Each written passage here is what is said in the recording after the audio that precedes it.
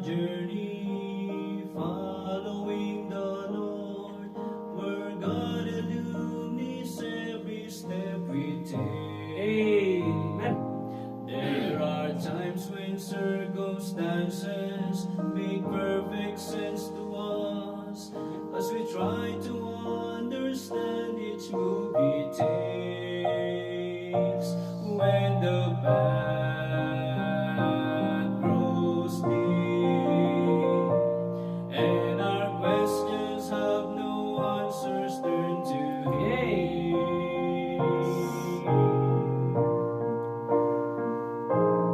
Bow the knee, trust the heart of your Father when the answer goes beyond what you can see. Bow the knee, lift your eyes toward heaven and believe the one who holds eternity.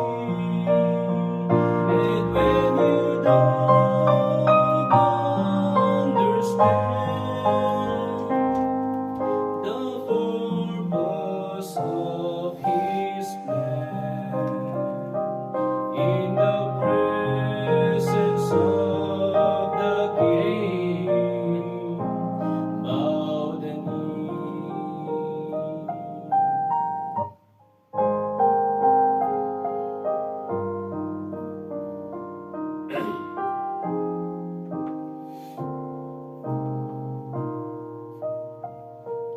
There are days when clouds surround us and the rain begins to fall. The cold and lonely winds won't cease to blow. And there seems to be no reason for the suffering we feel. We are tempted to believe God does not know. Amen. When the storms arise, don't forget we live by faith and not by sight.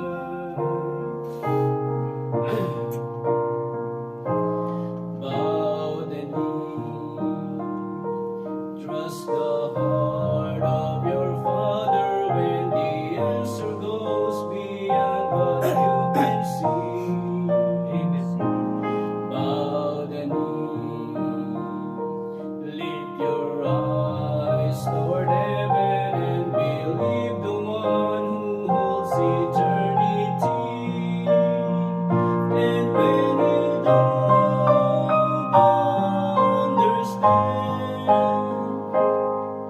the purpose of His plan, in the presence of the King, bow the knee, trust the heart of your Father, and the answer goes beyond what you can see.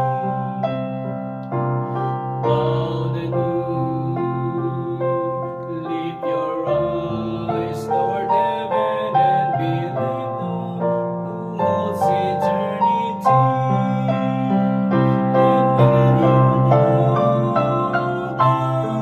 understand the purpose of His plan, in the presence of the King, bow the knee.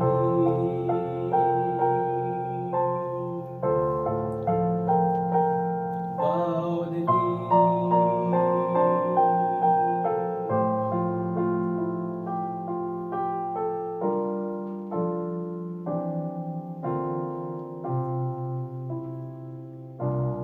Bow the knee. To God be the glory. Amen. Talaga naman, ang ganda ng mga lyrics. Ang ganda ng awitin na yun, Brad, no? Ang sarap pakinggan, no? Yung mga lyrics na ba, no? Napakasarap pakinggan. Yung lalo na yung trust the heart of your Father. No? bow the knee, you believe in prayer, so prayer moves mountain. Tandaan niyo yan. No? By faith, you can move the mountain from the mountain and goes to the ocean, no? To the sea. No, ganun yan. Hindi naman physical yan eh.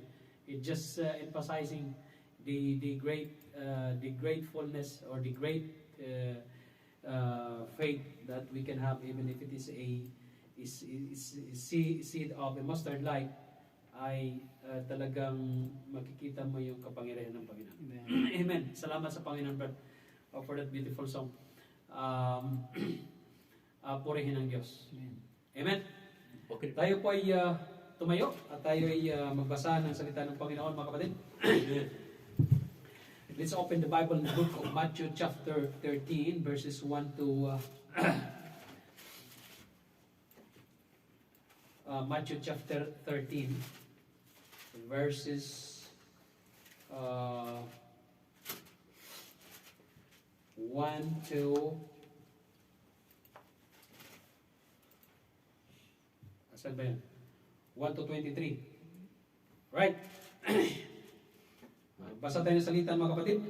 Umpisahan ko at sundan ninyo. Pagdating sa verse 23 ay sabay-sabay natin basahin.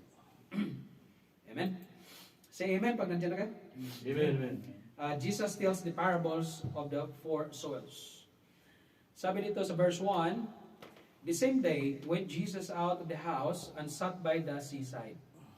The great multitudes gathered together unto him, so that he went into a ship and sat, and the whole multitude stood on the shore. In verse 3, and he spake many things unto them in parables, saying, Behold, a sower went forth to sow. And when he sowed, some seeds fell by the wayside, and the fowls came and devoured them up. In verse 5, some fell upon stony places, where they had not much earth, and forthwith they sprung up, because they had no deepness of earth. And when the sun was up, they were scorched, and because they had no root, they withered away. In verse 7, and some fell among thorns, and the thorns sprang up and choked them.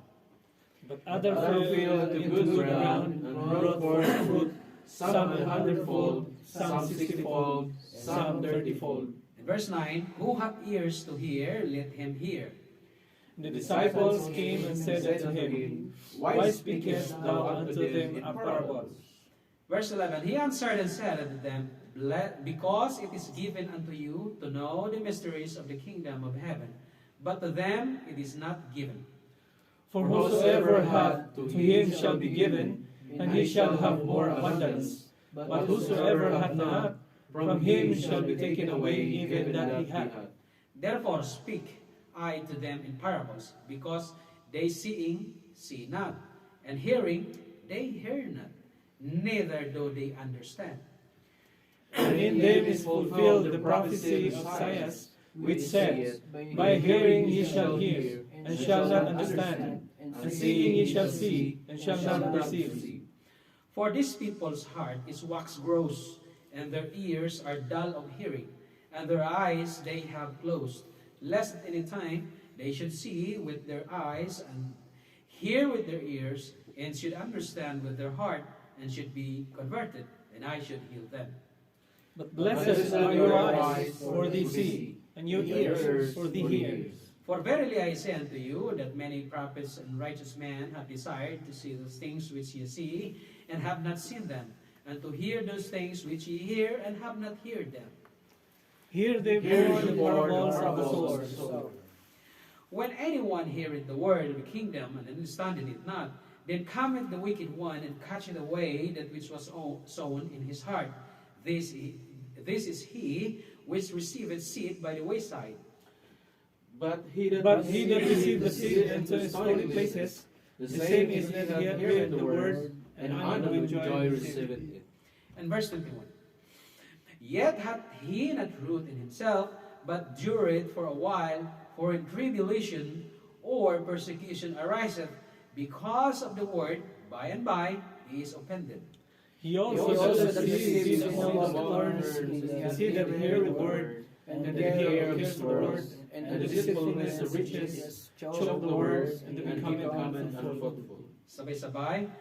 But he that receiveth seed into the good ground is he that heareth the word and understandeth it, which also beareth fruit and bringeth forth some 100-fold, some 60, some 30. Let us pray. Our Heavenly Father, once again, Lord, we thank you, O God, for this day you have given to us once again, that we are here gathering together to hear thy words.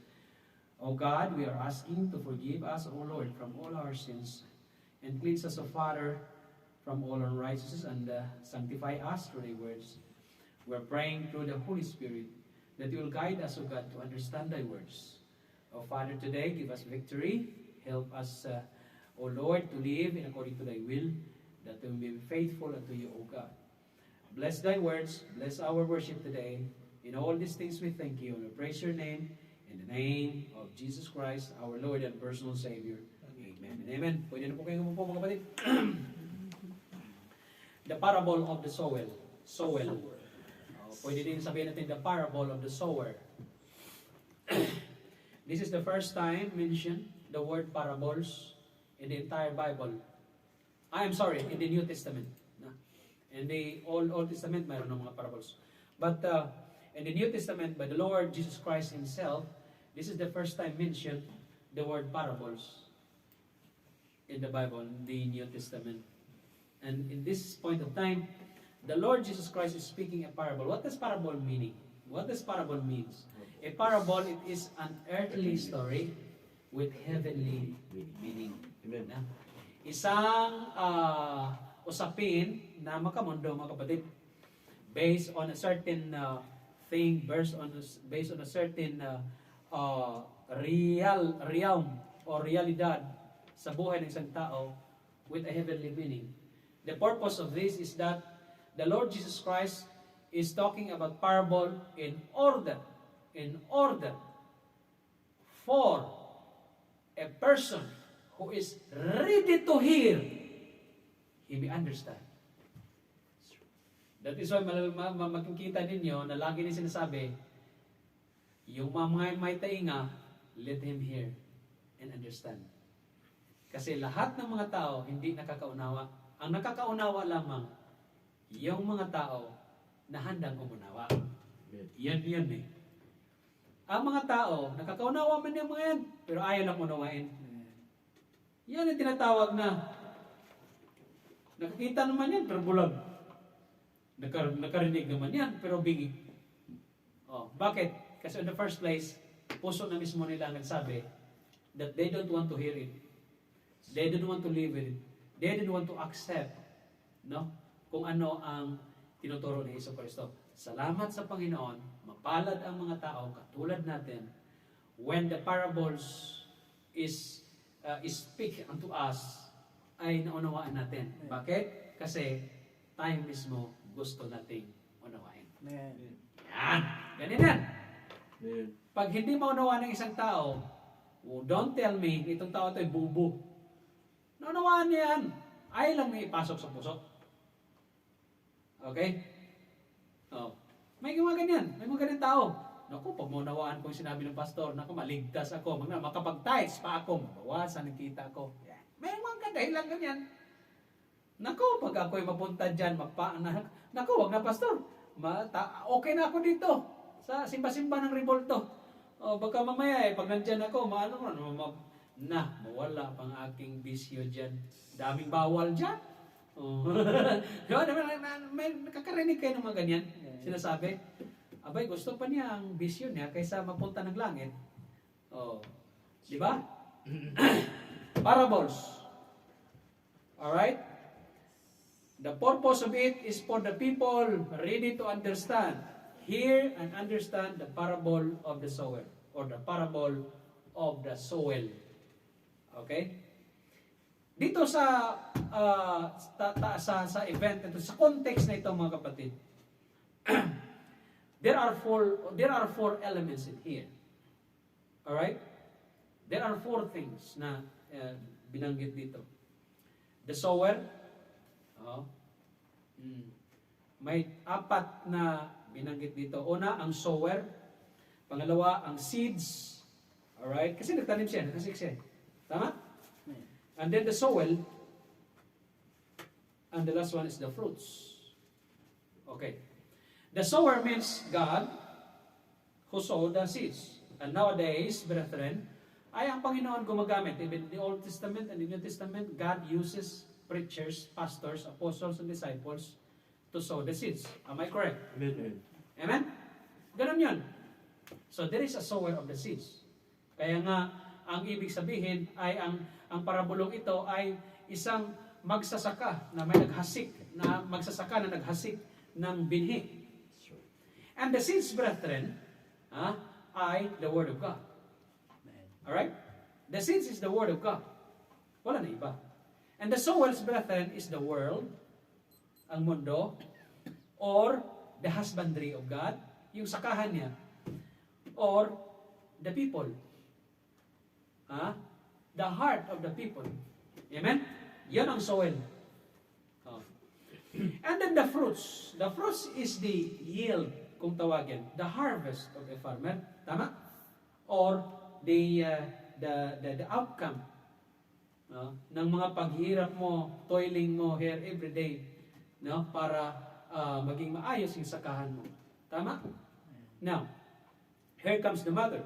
When talking about the harvest, the yields in the farm, hindi pareho. Mayroong tag 100. Itong punong kahoy ito, abay, hitik sa bunga. Ilan ang bunga dyan, pastor? Abay, umabot ng 100. Klase, no? Dito sa kabila, ay hindi pareho. Yung medyo dito, yung mga 70, 60 dito. Doon sa isa, 30. Bakit? Pinapakita lang na sa sakahan, hindi pare-pareho ang bunga. Tama ho ba? Ang dami ba ng bunga ba? Tama? Yan. No? Yan man ang realidad. Alright? Bakit? Kasi nagdepende din yan sa lupa eh. Di ho ba? Tama? No. If you open your Bible, Brad, in the book of Matthew chapter 7, verse 20, dito tayo dito natin unawain, mga kapatid. Anong sabi dyan? Matthew chapter 7, verse 20. Pag gusto ninyo unawain or kilalanin ang isang mananampalataya, ganito. Alright? Pag makakita ka ng isang, sabi niya, ako ay isang mananampalataya. I am the believer of the Lord Jesus Christ. Ah, really? Okay, amen. Okay. Hindi mawawala ang bunga. Bakit? Ang disenyo ng Diyos kung bakit ka niligtas para magkabunga ka. Tandaan yan. Ang disenyo ng Diyos kung bakit ka niligtas is that you will have a fruit. Diba? Para mapupurihan mo ang Panginoon. So, ibig sabihin, ang bottom line ng buhay ng isang tao kung bakit God created us is for you to glorify God. Tama? Now, to glorify God, here comes the responsibility that you might have fruit. Kaya, sabi ng Panginoon dyan, sa Matthew chapter 7, verse 20, wherefore, kung mananampalataya ang kaharap mo, ito ang tandaan nyo. By their fruits, ye shall know them. Tama ho ba? Amen. Malalaman mo kung isang taong yan ay mananampalataya, malalaman mo rin kung siya ay nagsisinungaling, malalaman mo na siya ay peking mananampalataya, malalaman mo na siya ay genuine na mananampalataya, malalaman mo yan. Bakit?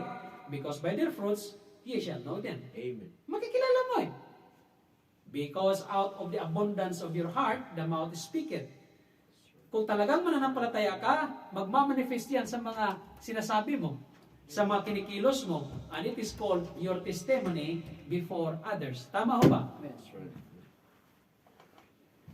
Kasi ang kaligtasan, Brad, mystery yan ha. Ano yung mystery? Hiwaga. Okay.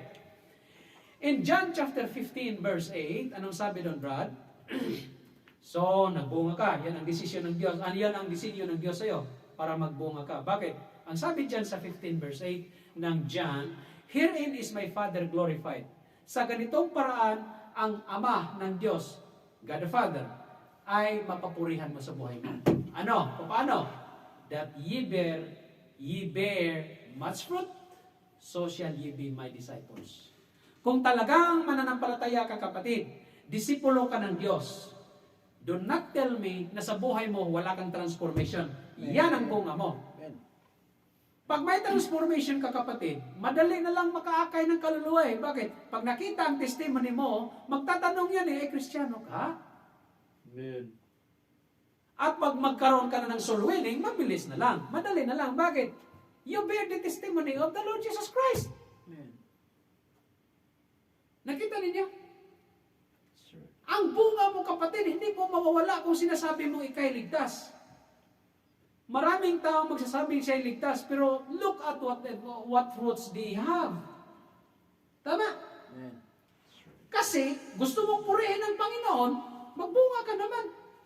Ano ba ang pinaka-bottom line ng bunga mo? What is that? The bottom line of all fruits that you have, hindi lang kayo pinag-usapan ang ano dyan soul or kaluluwa na naligtas. Brad, alam niyo kung anong pinaka-bottom line ng lahat? Your faithfulness unto God. Amen. Amen. Your faithfulness unto God. How can you glorify God when you are not faithful? Tell me. Tell me. You can win souls, but how about your faithfulness unto God? Faithfulness unto God is the bedrock of all your service unto the Lord. Okay? Yun ang pinaka-core. Faithfulness unto God. Oh. Paano purihin ng Diyos kung hindi ka tapat? Magpupuri ka and in the same time hindi ka tapat? Hindi ka faithful sa Panginoon? Hindi ka faithful sa asawa mo, hindi ka faithful sa Diyos, hindi ka faithful sa pastor mo, hindi ka faithful sa mga kapatiran mo, unfaithful ka in every way in your life, unfaithful ka. And yet, you are claiming that you are a Christian. You are a saved person, you're a believer in the Lord Jesus Christ, and then you are not faithful? Oh, di ba?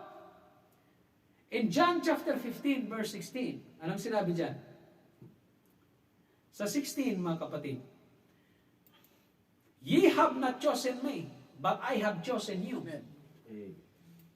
Huwag kayong maguluhan dyan sa sinasabi ha. Hindi niyo ako pinili, kundi ako ang pumili sa inyo. These two words, it can be used interchangeably dahil doon sa ibang mga panulat, nauna naman nang ikaw ang pumili sa Panginoon bago niya pinili. Bago kanya pinili. Parang ganun ba? Parang nauna mo na pinili mong Panginoon para masabi talaga na, I am chosen beforehand. Parang ganun ba? When we are talking about choosing or election principle, ganun siya. No? Kaya sinabi kasi ni Jesus dyan, hindi naman ako pinili, kundi ako pumili sa inyo. Abay, pasok ang electionist dyan. Pastor, tingnan mo. Ganun ba? Ang ibig sabihin, paano ka mapili? Paano ka ba mapili? Ito daw, presidente natin. Paano siya mapili? Dahil nagpapili siya. Nagpapili siya para mapili siya. At ang mga tao, pinili siya. Kaya tinawag siyang pinili. Yan. Nanalo sa eleksyon ba? Ganon. Ganun ba? Parang pagka nagkabulol-bulol ka, medyo maguguluhan ka eh. Okay? No. Ye have not chosen me, but I have chosen you and ordained you that ye should go and bring forth fruit. Tingnan mo ordination sa isang manampalataya. The ordination of God to the believers is what? To bring forth fruit. And that your fruit should remain. Amen. Walang sinabi na pag nagbunga kayo, ang bunga ninyo nalulusaw. Hirap yata yung pastor, no? May bunga ka na, Brad? Opo, pastor, 100. Sana? Ewan ko, wala, nalusaw. Walang ganyan. Ang sabi ng Panginoon, pag nagbunga ka kapatid, whether it is 100, 60s, or 30 brethren, it must be remain. Magpatuloy dapat yan. Pastor, paano yung naakay ko tapos nalusaw? Ang katotohanan nun, Brad, picking, napili. Picking ba? That your fruit should remain, that whatsoever ye ask, ye shall ask of the Father in my name, He may give it you. Kita mo mga kapatid? Now, let's go back to the matter. Doon sa Matthew chapter 13. Si Jesucristo ay nagsalita about parabolo of the sower na magsasaka, naghasik ng binhi. At ang sabi niya dyan, the same day went Jesus out of the house and sat by the seaside, and great multitudes were gathered together into him, so that he went into a ship and sat, and he spake many things unto them in parables, saying, may isang parable. Sabi niya, mayroon akong sabihin sa inyo. Sabi niya, behold, tingnan niyo, a sower went forth to sow. Umalis ang isang magsasaka at pumunta doon sa bukirin niya at doon siya maghasik ng binhi. When he sowed, some seeds fell by the wayside, and ano nangyari? And the fowls came and devoured them up. Sa unang paghasik niya, kapatid, mayroon bang farmer na naghasik sa tabi ng daanan? Kung ikaw daw ang farmer, now, you're going to, kasi, to being a farmer, dapat may feasibility study ka din, no?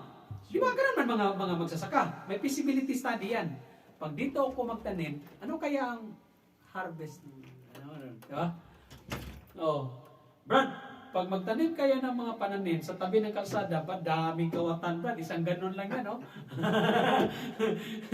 Doon good sa amin, Brad, dati mayroon kaming tanim bayabas, Brad. Tanim bayabas na parang ginawa naming bakod ba? Ginawa naming bakod. So, ang tinanim namin para at the same time, bakod na rin. Abay, yumabong, Brad, yumabong. Kasi parang nadaanan ng kanal ba? Ang laki ng mga bunga ng bayabas, Brad. Ang problema, gumano na doon sa kalsada. Oo. Magugulat na lang kami. Sana may malaking bayabas ito, mama. Bakit nawala? Wala na, kinuha na nila. Alam mo, later on, ang sabi daw ng tao, bakit niya kinuha? Amin na to. Nandito sa kalsada eh. Hindi naman ninyo to eh. Mga kawatan, mayroon pala silang mga prinsipyo din. Pag lumagpas na raw, public na yan. Hindi na yan sa inyo. May dahilan sila, no? May patakaran. Oo. May patakaran. Ayos sa kanong patakaran yan. Mayroon pa nga isang tao na pumunta siya doon sa may-ari ng bahay. Sa may, sa kining kapitbahay. Pumunta siya doon sa bahay. Sabi ba niya, ting ting. Sabi ng may-ari, hello. Sabi niya, my friend. Sabi niya, yes, matanda na. 5 years ago, I'm using your Wi-Fi and now I cannot use it. Ano niya sa TikTok? Sabi niya, why? And now I cannot use the Wi-Fi. Bakit? What happened? I changed the password. Why you change the password? It is not reasonable. Tell me the password. No, this is mine. Ako nagbayad dito eh. No. Kasi, ang network daw, ang signal, kung nasa bahay ninyo, sa iyo yan. Pero pag lumabas na yan, beyond the wall, sabi niya, it is public. Why you change the password? You are not reasonable. Being your neighbor, nakikonnect kami. Kasi, ano naman yan eh. Public na yan eh. May policy yata ito matandang ito ah. Naguguluhan kaya yung may-ari. Nakapag-isip, no, this is mine. Ako nga nagbayad nito eh. Ganito. Change the password kasi akin yan. No, sa iyo yan. Walang problema. No question. It is yours. Pero if the signal go out from your wall at nasa labas na, it becomes public. Is it reasonable na sabihin mo sa akin yung Wi-Fi? Because now, hindi na kami makagamit. Nagreklamo pa kapatid. Ibang klase talaga, no? Kaya, Brad, mahirap pala pag magtanim ka ng para kahit signal pa lang, pag lumagpas na sa kalsada, hindi na iyo yan. Ibang klase talaga itong Ganyan ang unang naitanim ng sower doon sa wayside. Ibang klase, no? Anong pinupunto ng naghasik dito? Anong pinupunto ng Panginoon? So, sa wayside pala, prone siya na mayroong dadagit dyan, mayroong kukuha dyan. Bakit? May dumadaan eh. Siguro naman, kung malayo yan siguro sa daanan, iwan ko na lang. Sino pa bang pupunta doon sa bukid na magano'n doon malayo ang... Di ba? Di ba? May sense din. Okay. And then, ang pangalawang sinabi niya, some fell upon stony places. Doon daw sa mga bato, maraming bato ba? na kung saan where they had not much earth, walang masyadong lupa, and forthwith they sprang up, tumubo, dahil walang lalim ng lupa na pag umuugat yung pananim, ang nangyari sa kanya, when the sun was up, they were scorched, sunog, lanta, and because they had no root, they withered away. Talagang, totoo naman talaga eh. Magtanim ka raw sa gilid ng bato, brad. Tingnan natin kung di ba mo...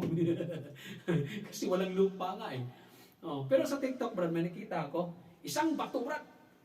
Grabe, isang bato. Pero mayroong lupa doon sa ilalim, may kahoy tumubo. Gumaganon-ganon pa.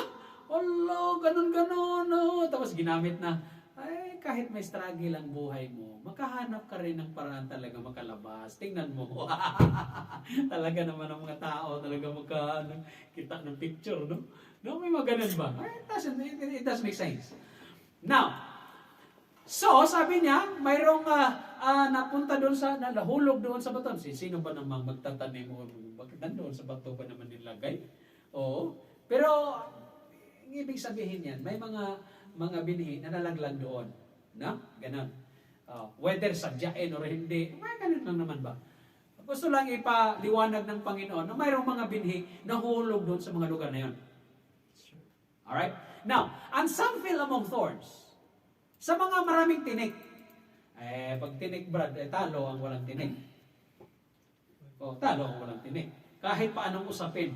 Pag may tinik ng pinag-uusapan, pambihira. Kahit pasabihin mo, mga tatay dyan na mga kasing matinik, kasing tinik ng bangus, ganon, at kasing dulas ng palos. Oo, ganon. Happy Father's Day. Na kahit kailanman ay hindi aamin sa kanilang mga ginagawang kasalanan.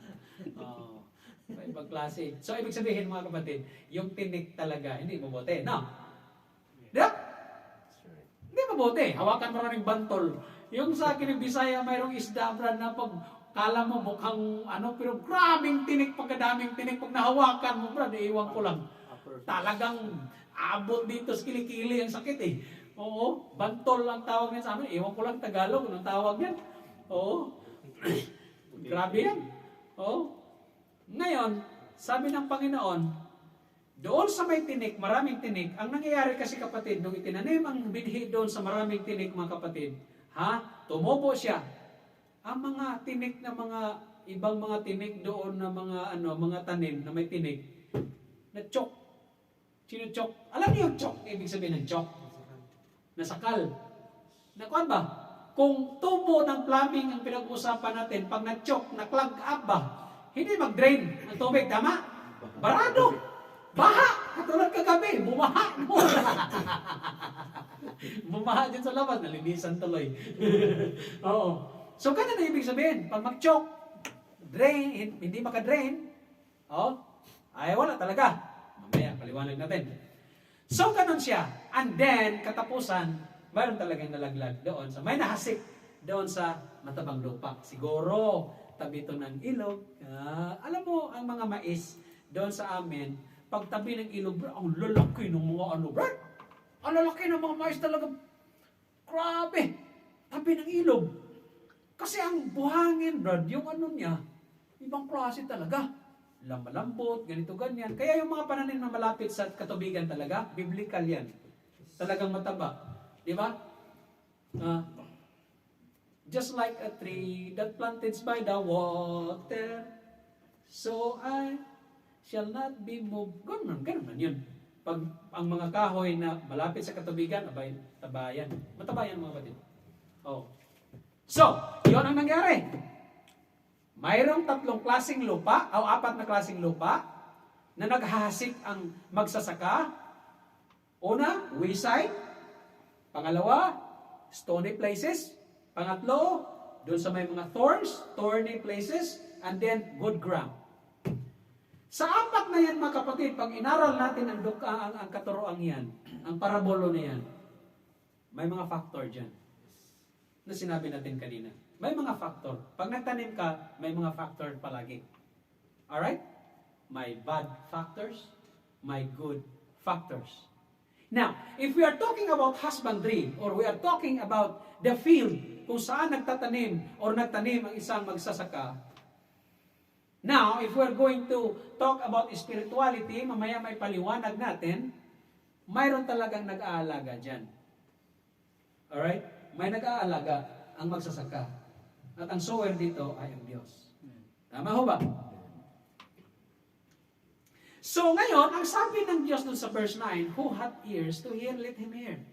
Kasi napakahalaga sa spiritual na usapin, dito sa parabolong ito, si Hesus Kristo ay in-emphasize niya kung spiritual na pag-uusapan dito mga kapatid, kailangan may tamang pangdinig ka at tamang pangunawa. Dahil ang salita ng Panginoon, ang mystery ng Diyos, ang mystery ng kaligtasan ay kailangang makarating sa isang taong yan dahil yan ay mystery at hiwaga yan. Dapat ready siya na unawain yan dahil pag hindi niya maunawaan yan, kung ayaw lang talaga niyang unawain, ay walang mangyayari yan sa taong yan.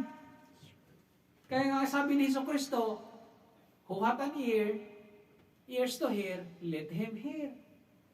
Now, kasi lahat ng multitudes, lahat ng mga kasangkatauhan dyan, hindi talaga lahat dyan ay nakikinig at naligtas nung si Hesus Kristo ay mag-preach, magwali, magsalita, magpapahayag ng kaligtasan. Hindi lahat dyan maligtas. Bakit? Mayroong dyan pumunta, nakiosyoso lang. Yung iba naman nakikimarites, yung iba spy. Mga spy. Spy ng Pariseo. Bakit? Di ba? Ang mga Pariseo sa panahon ni Hesus Kristo, alam na alam kung anong ginawa ni Hesus Kristo. Bakit? May mga spy. Biruin mo si Jesus Christ, nag-preach doon sa Galilee. Ang mga Pariseo at Sadducees nandoon sa kining Jerusalem. Yet, alam nilang ginawa ni Hesus Kristo. Bakit? May mga spy. Suko yan, kampon yan ng demonyo. Oh, yun ang katotohanan. Now, ang sabi nga ng mga disipulo, Lord, sabi niya dyan, and the disciples came and said unto him, why speakest thou unto them in parables? Ay, ito na. Pinaliwanag ni Jesus Christ. Because it is given unto you to know the mysteries of the kingdom of heaven. But to them, it is not given. Wow, anong ibig mong sabihin, Panginoon? Sa amin, binigay, pero sa kanila hindi. Abay, unfair yata. Dapat ibigay mo sa lahat. Ang ibig sabihin pala sinabi niya, for whosoever hath, to him shall be given. Kung sino yung mayroon, Pastor, ano yung mayroon na yan? Mayroong pera? Hindi. Kung sino yung mayroong puso na handang makinig, binuksan, at ready na si Hesus Kristo papasok doon, talagang ibibigay doon. Amen? And he shall have more abundance. Remember, ang sabi ni Jesus Christ, I am come, sabi niya, that they might have life, and that they might have it more abundantly. Yan ang purpose ni Jesus Christ. Maligtas at lalo pang pagpalain yan. Maging abunda yan. Do not tell me, isang mananampalataya ay hindi pinagpapala ng Diyos. Pagpapalain yan, maging tapat lang kayo. Pagpapalain kayo. Oh! A faithful man, abundance of blessing yan. Yan ang katotohanan. Yan ang ibig sabihin dyan. And he shall have it more abundance. Bakit? Ang sabi ng Panginoon, I am come that they might have life. Una maligtas mo na, and that they might have it more abundantly. Hanapin nyo lang kung saan versikulo yan. Maliwanag yan. The thief cometh not but for to steal, to destroy, and to ganon. Ang sunod na versikulo nun, I am come that they might have it, that they might have life, and that they might have it more abundantly. Kita mo yan, kapatid? Yan ang ibig sabihin yan. But whosoever hath not, yung mga tao na ayaw makinig at ayaw magbukas ng puso nila, ayaw pakinggan si Hesus Kristo. Yan yung he will deny the Lord Jesus Christ. Ano sabi? From him. shall be taken away. Even that happy heart. Ang ibig sabihin yan, itong tao itong hindi mananampalataya, kahit kung mayroon siya, ibig sabihin, talagang pag ang Diyos kumilos sa buhay na, lalo pa kung ang hindi mananampalatayang yan ay ginugulo niya ang church, ginugulo niya ang pastor, ginugulo niya ang mananampalataya, kita ng Diyos yan. Baka sabihin ng Panginoon, ginugulo mo si Pastor Aris Parang sinisira mong buhay niya. Baka gagawin ng Diyos yun. Baka katahayan ng Panginoon yan. Yan ang ibig sabihin yan. Therefore, sabi niya, speak Jesus Christ to them in parables. Kaya nga sabi niya, therefore, speak I to them in parables. Because, yung mga yan tao yan, mga Parisiyo yan, mga Saduceo, Scriba na yan, alam mo ang ginagawa nila? They see not. Nakakita. Pero hindi nakakita. Parang may problema. Nakakita, pero hindi nakakita. They see not. Di ba yan ang ibig sabihin? Nakakita sa mga kapangyarihang ginawa ni Jesucristo, and yet, walang ginawa. Yan ang ibig sabihin. Nakakita, pero bulang. Nakarinig, pero bingi. Neither they do understand. Bakit? Kasi, beforehand pa lang, in the beginning pa lang, they are not ready to open their heart, and they are not ready to hear the Word of God.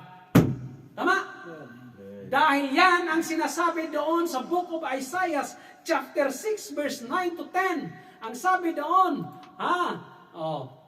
iparallel na natin yan, Isaiah chapter 6, verse 9 to 10. Prophecy na ng Panginoon yan. Pagdating ng panahon, walang makinig sa inyo, walang makinig kay Jesucristo. Sabi niya, and He said, go and tell these people, hear ye indeed. Indeed, nakinig ninyo, narinig ninyo ang salita ng Panginoon, but understand not. And ye see, indeed narinig, nakita ninyo. Pero hindi niyo naramdaman. Bakit? Ayaw ninyo. Bakit yun ang mga sentence doon? Yun ang mga sinasabi ng Diyos. Dahil sa atin, ito ang dahilan.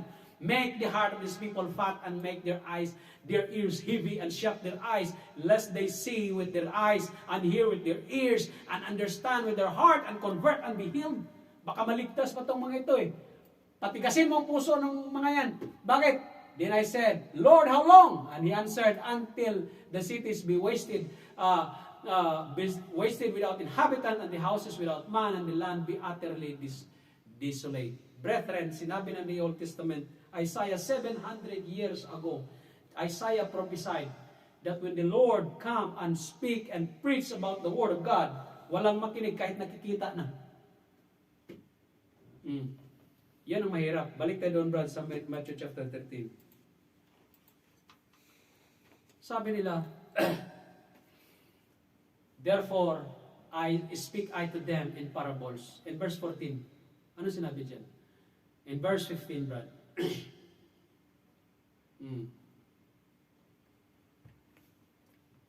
Verse 16, baba.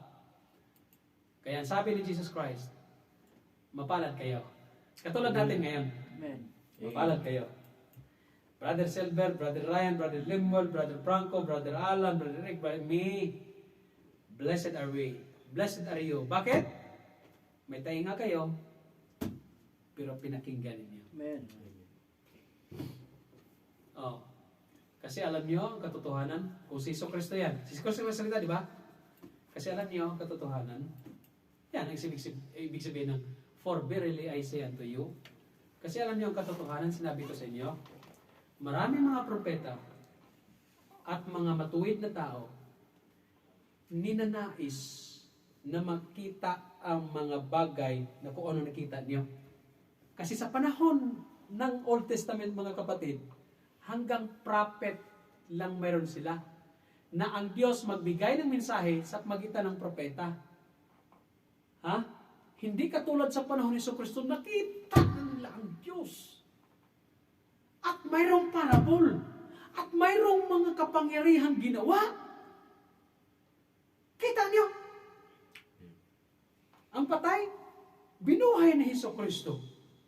Doon sa wedding in Cana, ang tubig, ginawa niyang napakasarap na wine. Yung hindi makalakad, nakalakad. Yung bulag, nakakita. Yung bingi na, pipi pa, na poses ng devil, pinagaling ng Panginoon. Amen. Ang Old Testament people, hindi sila nakakita ng ganon. Ginusto talaga nilang makita ang kapangyarihan ng Diyos ng ganyan. Kaya ang sabi ko ni Hesus Kristo dyan, mapalad kayo. Mapalad kayo. Kayong mga ligtas dahil nakita ninyo at nampalatay ko. Pero itong mga parisiyo, itong mga, meron ko ako siguro, itong mga buang na to, wala talaga to eh. Tingnan ninyo. Sabi niya, desire to say those things which ye see and have not seen them, and to hear those things which ye hear and have not heard them. Grabe na. Naisip niyo ba yan mga kapatid? Naunawaan ninyo, nakuha ninyo mga kapatid? How that the Lord Jesus Christ, what the Lord Jesus Christ is trying to drive, what He wanted to be emphasized. Ano bang gusto niyang ipakita dito mga kapatid? In verse 18, anong sinabi? Now, ito ang explanation sa sawer. Give me 5 minutes. Ganito, sa wayside mga kapatid, sa wayside, yung tabindaanan, sabi niya, when one heareth the word of the kingdom, abay, nakarinig din ng kaligtasan. Okay? And understandeth it not. Nakarinig, pero hindi inunawa. Ay, hindi itong problema. Kasi, in the beginning, pag makarinig ka ng salita ng Panginoon, unawain mo. Pero alam nyo, ang pangunawa, hindi lang kayo sa otak. May puso. Ang hindi maunawaan ng otak, sa puso, maunawaan. Tandaan yan. Kung mayroong bagay na hindi kayang desisyonan ng utak mo, pero sa puso, kayang desisyonan niya. Napansin niyo? I will give you an example. May isang mag-asawa. Okay? May isang mag-asawa. Nag-abroad siya sa Saudi. Ang lalaki. Ang babae niya, ang asawa niya doon, ang lalaki. Nagkaanak pa. Pastor, saklap yung example mo. Pagbalik mo, ito na, ang katotohanan. Paano mo ngayon reconcile yan? Ang utak mo, Brad, ang utak mo, inuutos, iwalayan kita, magabang nagpadala ako ng pera, ngayon, ang anak natin isa, ngayon 3 na, napakasakit, Kuya Ede, di ba ganon? Oh, paano mo ngayon desisyonan yan? Ang utak mo, iba ang naglalaro. Pwede mo nga katayin yan eh. Pero makita mo yung asawa mo, nagmakaawa na. Nagmakaawa pa yung mga anak. Nakita mo, pambihira yung pangalawa, pangatlo. Hindi akin to eh. Yung una akin yan. Pero yung pangalawa, pangatlo, kinino yan? Kay kumpara yan eh. Oh, aber, paano na desisyonan ngayon?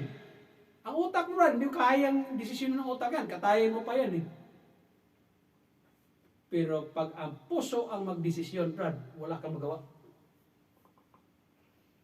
Ano sinabi ng saliwakain ng mga Tagalog? Tulak ng bibig, kabig ng dibdib. Kita niyo? Yan ang ibig. That is what it meant to hear and understand. Dahil pag hindi nangyari yun, ang salita ng Panginoon, hindi magbubunga yan sa taong yan. Naunawaan niya? Nakuha niyo yung ibig ko sabihin? Kasi, ang katotohanan, pag isang binhi na itanim dyan sa tabing daanan, matindi talaga ito sa Satanas. Si Satanas talaga, wala talaga ito sa hulog. Oh. Nag-anyong, ano siya? Anong anyo ni dyan? Ano ang anyo ni Satanas dyan? Doon sa 19 brand. May sinabi dyan eh. Ha? Pag hindi daw naunawaan, then cometh the wicked one. Aba, wicked? Yan ang anyo ni Satanas. Di ba si Satanas nag-anyo na kung ano-ano? Nag-anyo pa nga siyang angel of light eh.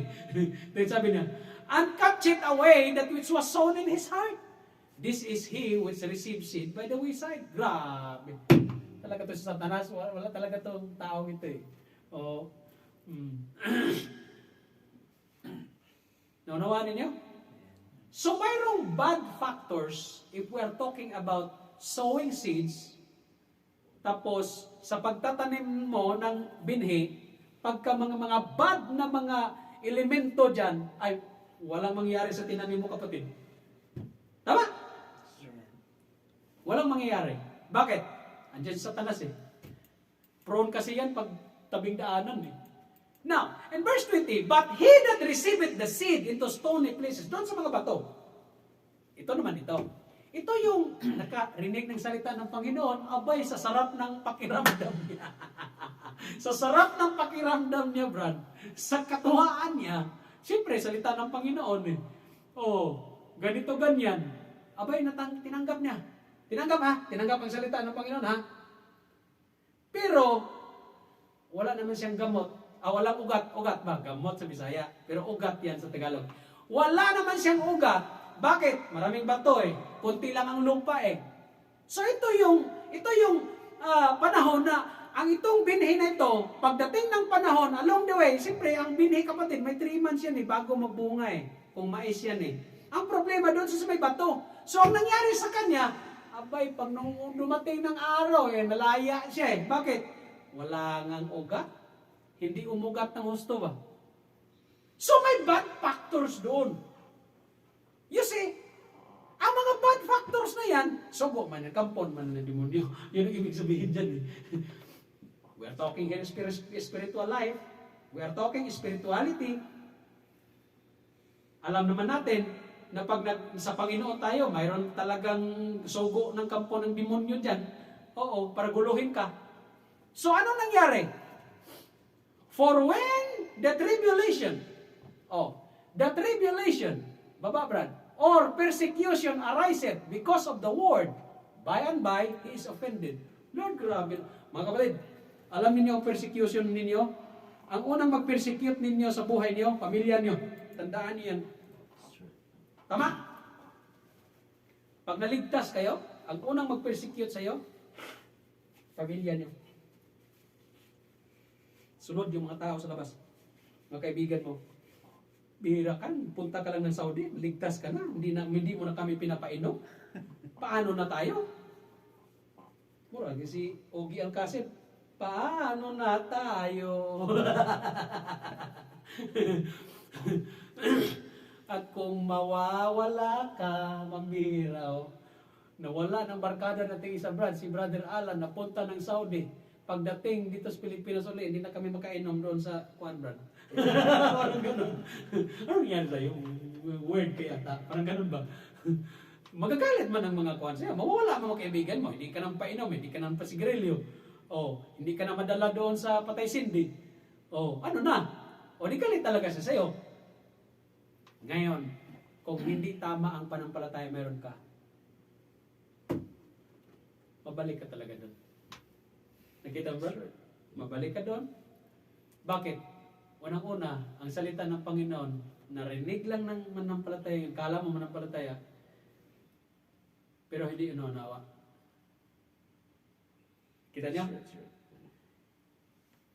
Ang pangatlo, itong tinik, pambihira.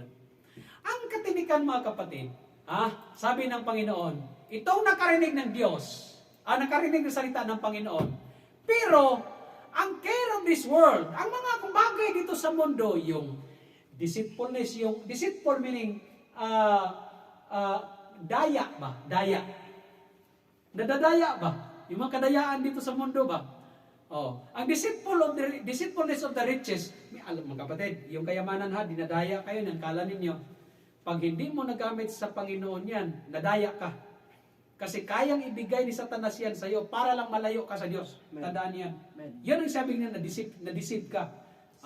The care of this world and the deceitfulness of the riches. Kasi in deceitfulness, mula yan salitang deceived eh. Okay? Choke the word and become it unfruitful. Ibig sabihin, ang isang tubo, mga kapatid, pag na-clog up yan, hindi mag-drain ng tubig, parang ibig sabihin, ang salita ng Panginoon pumasok, but because of the riches of this world, na-choke, hindi talaga nakapasok sa puso niya. Yan ang ibig sabihin ng tatlong parabolang yan. The first 3 soils, walang ugat. Bakit? Una, may kumuha. Pangalawa, may bato. Uminit, patay. Pangatlo, maraming tinik, natabunan, na-choke. Hindi talaga ganon man yun ang ma-choke. Hindi makapasok ang salita ng Panginoon ba? Therefore, ang ibig sabihin yan, simple lang. Wala talaga yan. In the beginning pa lang, walang tamang pananampalataya yan. Bakit? Hindi naunawaan, hindi inunawa, hindi nakapasok, na-choke ang iba, ganito ganyan. Therefore, yung first three, kung espiritual ang pag-usapan, estado ng isang tao, kung ligtas ba hindi ligtas yan. May tao nagsabi sa akin, Pastor, yung pangatlo parang ligtas kasi Pastor ganito ganyan, unfruitful. Ayos yung argumento niya Ibig sabihin, naligtas na siya, unfruitful nga lang. Brad, siguraduhin mo yung kaligtasan mo siguraduhin mo yung interpretation mo Ang pang-apat, yun ang may kaligtasan na tama. Bakit? Ano ang ginawa niya? But he that receiveth the seed into the good ground is he that what? Heareth the word of God and understandeth it. Wow! Kapatid, ang pangunawa na walang kondisyon, kapatid. Ang pangunawa na walang kondisyon. Ang puso. Ang utak, sabi ko sa inyo, utak, minsan may mga desisyon ng utak na medyo kung windang-windang Pero ang puso, Brad, pag nagdesisyon, grabe yan. Wala kang magawa, Brad, pag puso. Di ba yung sinasabing love is blind? Asawa mo, parang ang monster yan, parang unggoy yun. Pero bakit ang ganda mo? Parang si Cherry White lang Tapos yung isa, nakaganyan. Tapos, minahal niya, parang kaya yun. Ibigaan ni Papi, ganit Pakboy na rin. Ayun! Si Pakboy pala! Magugulat ka, ang ganda naman ni Cherry White. Tapos si Pakboy na, ganon-ganon. Tapos, Brad, ang puso kasi, Brad Pero, bottom line pala, content lang ba? Okay, pambira. Na-drama lang ba tayo? May mga cameraman pala ba? Content. Brad, ibig sabihin, if love is blind. Bakit? Kasi iba daw dinidikta ng puso Pero pag utak mag-decision, Brad, sino ka? Pangit-pangit mo. Ang ganda ko. Ano ka? Di ba? Ganun mga utak. Ang utak, Brad, practical yan. Ganon.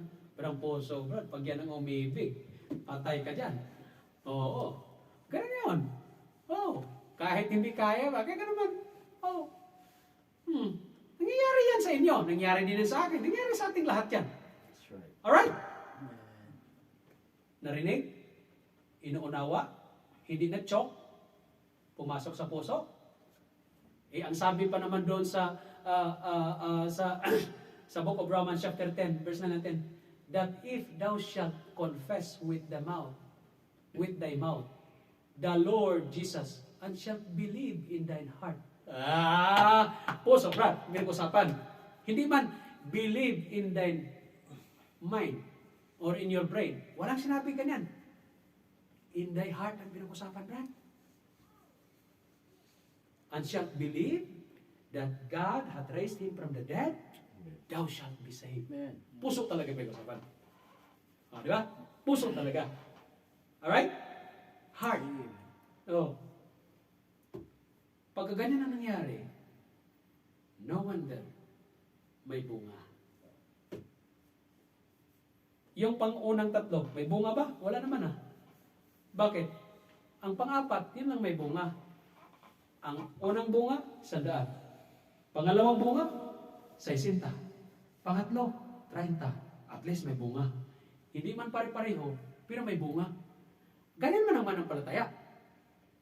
Abel, ang pastor ba parehong bunga sa mga miyembro niya? Hindi. Mayroong miyembro na ang daming bunga. Mayroong pastor daw siya, pero konti lang bunga niya. Pero mayroong miyembro, daming bunga. Or ang pastor, maraming bunga, miyembro, konti ang bunga. Ibig sabihin, sa isang mga nangaliligtas, mga kapatid, na mga anak ng Diyos, naging manampalataya, hindi pare-pareho ang bunga. Bakit? Kasi ang katotohanan, magdepende din yan sa recipient ng binhi.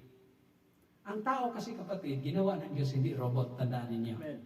Ginawa ang tao gin-create, ginlalang ng Diyos ang tao na hindi tinanggal or nilalang ng Diyos ang tao na mayroong sariling kalayaan mamili. Kaya pag nakita mong isang tao na hitik sa bunga, isang mananampalataya sa bunga, because he follow and he obey the Lord Jesus Christ faithfully. Yung iba, nagpaganyan-ganyan, pero at least pumalo pa man sa Panginoon. Pastor, bakit yan si ano, ganito, ganyan? Hindi mag-tithes, hindi nag-offering, hindi pa rin nagsimba, ganito. Sige lang, pag-pray mo na lang, malapit na yan. Oo, malapit na yan. Pastor, si ano, yung dalawa, oh. Mayroon kong pastor na kilala, sabi ba naman ng isang membro, Pastor, bakit yung dalawa, nag-live-in yan na, hindi pa nagpakasal, bakit mo inaano yan dito sa church? Sabi ko ni pastor, hayaan mo, malapit na yan, malapit na magpakasal yan. Sabi ba naman, hayaan mo, kunti na lang, magpakasal rin yan. Sabi ko, pastor, ibang klase ka, pastor, na talagang, talagang, hindi mo binibigyan ba ng bigat ng dibdib mo ba yung mga issue sa church? Alam mo, ang issue sa church, klase-klase. Akala ninyo, pag ikaw, pastor, na masyado kang harsh at ganito, ganyan, masyado kang nagdidibdib sa mga problema ng iglesia mo, yung iglesia mo, yung mga manampalataya dyan, hindi pare-pero ang problema niyan eh. Problema nito, problema sa asawa, isa, problema pera, ito, problema magulang, ito, problema sa mga anak niya, hindi kaya pareho. Di ba? May ganon. Ngayon, kung ikaw, pastor, masyado mong dibdibin lahat ng bagay na yan, bigla kang matigok dyan. Oo. Ganon yan. Kaya kailangan wala kang gagawin, kundi preach lang ng preach. Ituro mo ng turo. Kasi balang araw, hindi man unawaan ngayon, pero pagdating ng panahon na unawaan niya at nagbago nga naman siya. Bakit? Sabi nga ni Brother Alan, ang magbago sa tao, ang salita niya. Amen. Ang Diyos ang magbago sa tao. Tandaan niyo yan. Amen. Yan ang usapin tungkol sa paghahasik ng binhi, paghahasik ng salita ng Panginoon. Sa mga naghahasik, ang pangako ng Diyos, and I am with you always, even unto the end of the world. Sabi ng Diyos. Tama? Sabi ni Hesus Kristo yan. Go and teach all nations of salvation, baptizing them in the name of the Father, and of the Son, and of the Holy Ghost, teaching them to observe all things which I have commanded you. And lo, I am with you always, even unto the end of the world. Ang mananampalataya, mga kapatid, tandaan ninyo, may bunga yan. 100, 60, may 30. Bakit? Bunga ng Holy Spirit yan. Pag naligtas ka, kapatid, the Holy Spirit dwells, abide, and the Holy Spirit may bunga. Tama? Doon, ayan sa buong Galatians chapter 5 verse 22. May bunga yan. Hindi pare-pareho. May 100, abay, ang bilis ng ano mo, brada. Malapit ka na maging pastor. Bakit? Ang bilis ng paglago mo. Ikaw, Brad, 60. Okay, klase, malapit ka na maging elder. Ikaw, Brad, 30. Malapit ka rin maging elder, Brad. Bakit? Oh, kasi ang bunga mo ganito. Oh, malapit ka na rin maging pastor. Oh, ibang klase. Di ba ganyan nangyari? Oh, you learn something, you grow, and you are blessed. Yung unang tatlo dyan, hindi ligtas yan, ha? Meron nagsabi sa akin, eh. Yung pangatlo, ligtas yan, unfruitful lang. Prot. No, prot na sinabi mo. Yung pang-apat lang, ang ligtas dyan. Balikan mo yung maliwanag mo, bakit ganyan ang maliwanag mo? Nangyari. Paano mo inunawa yan? Ang pangatlo dyan, hindi yan ligtas. Lahat yung tatlong yan, may mga problema. Kung basahin mo ng mabuti, yung unang tatlo dyan, may mga problema. Ang pang-apat, walang problema. Kaya nga nagbunga eh. Amen? I hope you learned something today at maliwanag po sa inyo. Purihin ang Panginoon. Let us stand, let us pray.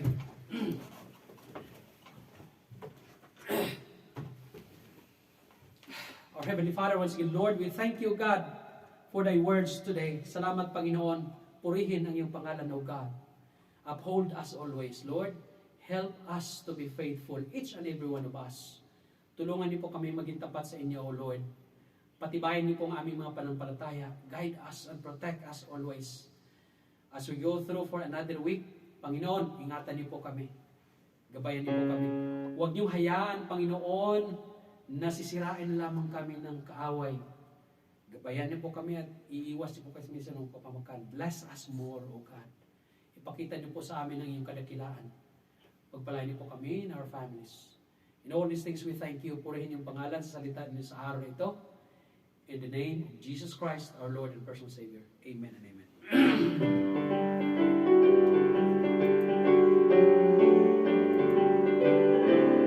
To God be the glory, great things